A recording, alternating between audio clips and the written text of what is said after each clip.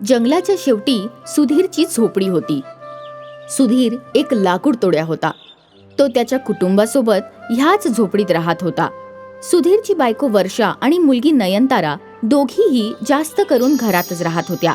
एके दिवशी, बाबा, तुम्ही मला म्हणाला होता तुम्ही मला जंगल दाखवायला घेऊन जाल. हो, म्हणालो तो होतो, पण जंगल भयानक आहे. तिथे खूप जंगली जनावरं आणि सिंह आहेत. तुम्ही नेहमी हेच म्हणता बाबा.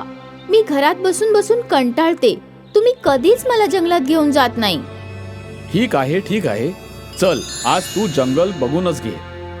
अरे वा, आज मी जंगल बघणार. हो हो, बघून ये, पण बाबांबरोबरच राहा. इकडे तिकडे भटकू नकोस. नाही आई, मला माहितीये मी बाबांबरोबरच राहीन आणि जसं बाबा म्हणतील तशीच वागेन. चांगली गोष्ट आहे. नयनतारा आनंदाने तिच्या बाबांबरोबर जंगलात जाते आणि चालता चालता गप्पा मारायला लागते. बाबा, तुम्ही रोज जंगलात येता. तुम्ही कधीच जंगली जनावरं पाहिली नाहीयेत? बघितली आहेत, पण जास्त करून रात्रीच. आणि आता तरी मी इतका सतर्क राहतो की जनावरांचा आवाज ऐकूनच जंगलाच्या बाहेर निघून जातो. पण बाबा, किती चांगलं झालं असतं जंगली जनावरं माणसांना काही करत नसती तर. मग आपण सगळे एकत्र राहिलो असतो, हो ना? जर असं झालं असतं तर माणसाने ही जंगलही नष्ट केली असती. तेही खरंच आहे बाबा. जो जसा आहे तसाच तो ठीक आहे. काही वेळानंतर नयनतारा आणि सुधीर दोघंही जंगलाच्या मध्यावर पोहोचतात. सुधीर झाड कापायला लागतो. नयनतारा तिथेच बसलेली असते. हे जंगल किती सुंदर आहे. आणि भयानकही. बाबा, मला तहान लागली आहे. समोरच नदी आहे, पण सांभाळून जा. बऱ्याचदा जंगली जनावर तिथे पाणी प्यायला येतात. तुला जसा जंगली जनावरांचा आवाज येईल लगेच परत ये. ठीक आहे बाबा. नयनतारा नदीवर जाते आणि त्यातलं पाणी प्यायला लागते. पाणी प्यायल्यानंतर ती बराच वेळ नदीच्या काठावर बसून राहते आणि जंगलातील सौंदर्य पाहत राहते. तितक्यात नदीच्या पलीकडच्या किनारी एका सिंहाची नजर नयनतारावर पडते आणि सिंहाला नयनतारा आवडायला लागते. अद्भुत, किती सुंदर आहे ती. सिंह नयनताराचं सौंदर्य न्याहाळतच असतो. तितक्यात तिथे कोल्हा येतो. अरे वा गुरु. कोल्ह्याचा आवाज ऐकून नयनतारा घाबरते आणि बाबांकडे पळत जाते. काय रे कोल्ह्या, तू त्या सुंदरीला पळवून लावलंस. माफ करा गुरु, मला काय माहिती ती घाबरेल म्हणून. तत्तेरी, ती निघून गेली. आता काय करायचं? तुम्हाला ती मुलगी इतकी आवडली आहे गुरु, तर चला तिच्या वडिलांकडे तिचा हात मागूया. कुठला तरी माणूस तिच्या मुलीचं लग्न सिंहाशी का करून देईल? अरे गुरु, तुम्हालाच माहित नाही तुम्ही काय आहात ते. माणूस कितीही बलशाली का असेना, सिंहाच्या पुढे कमजोरच असतो. मग काय ती मुलगी खरंच माझी बायको होऊ शकेल का? तुम्ही हो तर म्हणा गुरु. आपण सगळे जंगली जनावर तुमच्या बरोबर मुलीच्या घरी जाऊया. मग बघूया ती माणसाची मुलगी तुमच्याशी लग्न कसं करत नाही ते. ठीक आहे. सिंहाच्या सांगण्यावर कोल्हा जंगलात सभा भरवतो. हत्ती, अस्वल, उंदीर सगळे तिथे येतात. आपल्या राजा सिंहाला एका माणसाच्या मुलीवर प्रेम झालेलं आहे आणि त्यांना तिच्याशीच लग्न करायचं आहे. माणसाचं लग्न सिंहाशी? तुला काय त्रास आहे? नाही नाही. आपल्या सगळ्यांना त्यांचं स्थळ घेऊन माणसाच्या घरी जायचं आहे. मला वाटतं हे बरोबर नाहीये. आपण सगळे जर गेलो तर माणसं घाबरतील. त्यापेक्षा सिंह महाराजांनी स्वतः जाऊन लग्नाची बोलणी करावी. जर बोलणं नाही ऐकलं तर मग आपण सगळे जाऊया. हो, हे बरोबर आहे.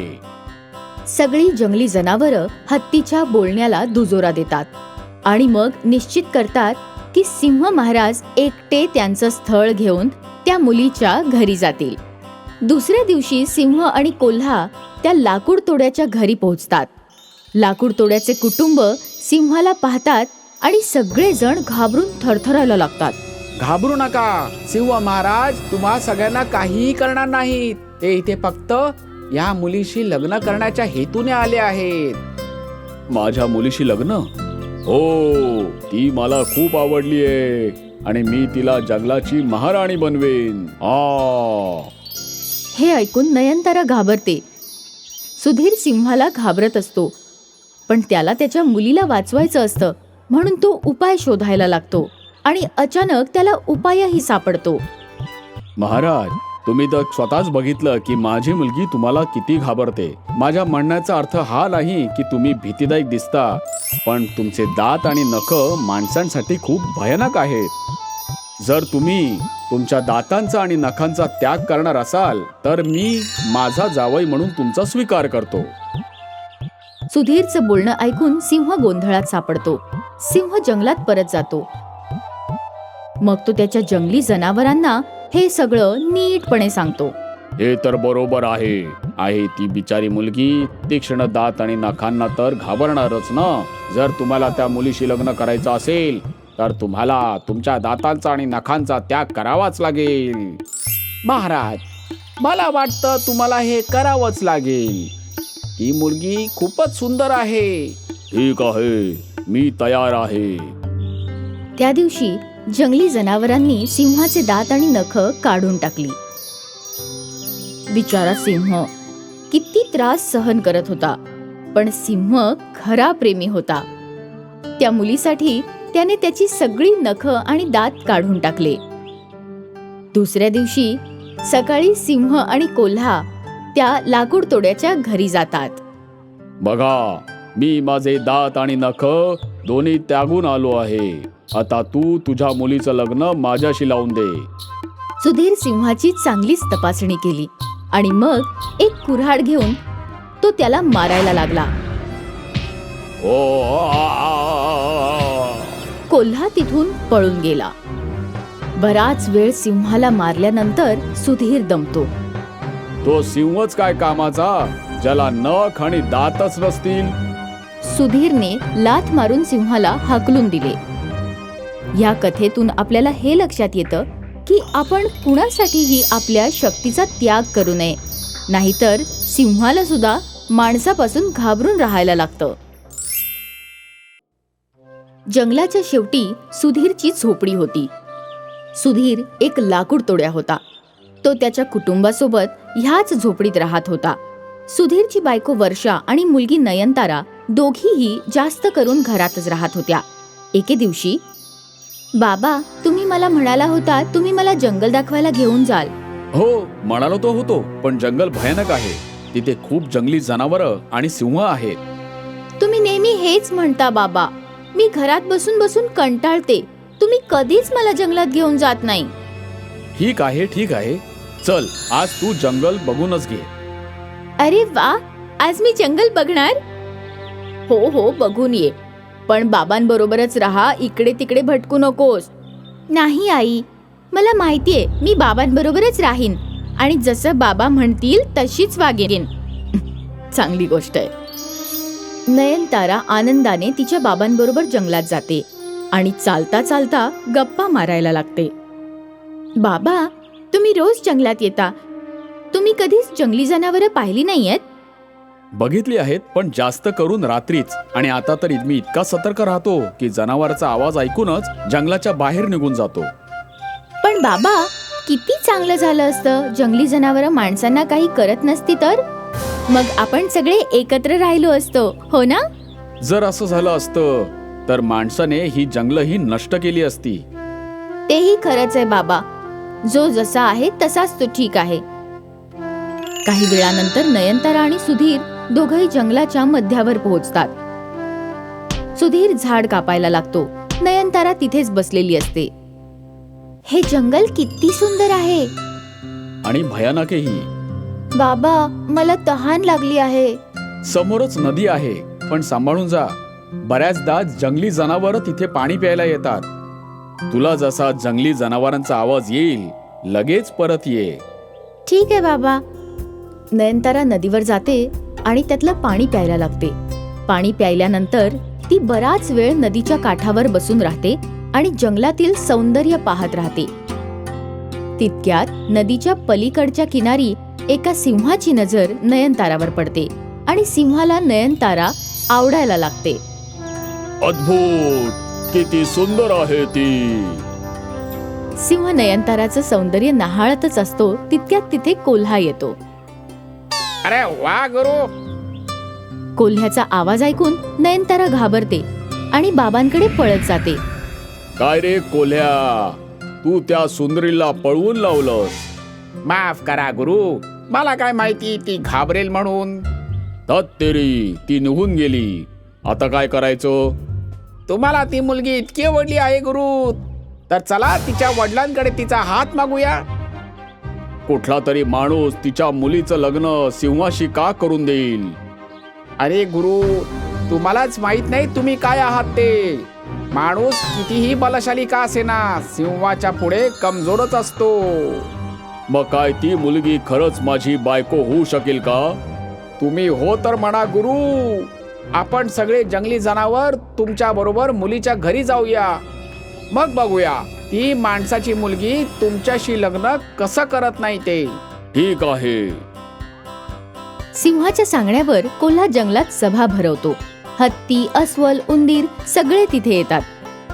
आपल्या राजा सिंहाला एका माणसाच्या मुलीवर प्रेम झालेलं आहे आणि त्यांना तिच्याशीच लग्न करायचं आहे. माणसाचं लग्न सिंहाशी? तुला काय त्रास आहे? नाही नाही. आपल्या सगळ्यांना त्यांचं स्थळ घेऊन माणसाच्या घरी जायचं आहे. मला वाटतं हे बरोबर नाहीये. आपण सगळे जर गेलो तर माणसं घाबरतील. त्यापेक्षा सिंह महाराजांनी स्वतः जाऊन लग्नाची बोलणी करावी. जर बोलणं नाही ऐकलं तर मग आपण सगळे जाऊया. हो, हे बरोबर आहे. सगळी जंगली जनावरं हत्तीच्या बोलण्याला दुजोरा देतात आणि मग निश्चित करतात की सिंह महाराज एकटे त्यांचं स्थळ घेऊन त्या मुलीच्या घरी जातील. दुसऱ्या दिवशी सिंह आणि कोल्हा त्या लाकूड तोड्याच्या घरी पोहोचतात. लाकूड तोड्याचे कुटुंब सिंहाला पाहतात आणि सगळेजण घाबरून थरथरायला लागतात.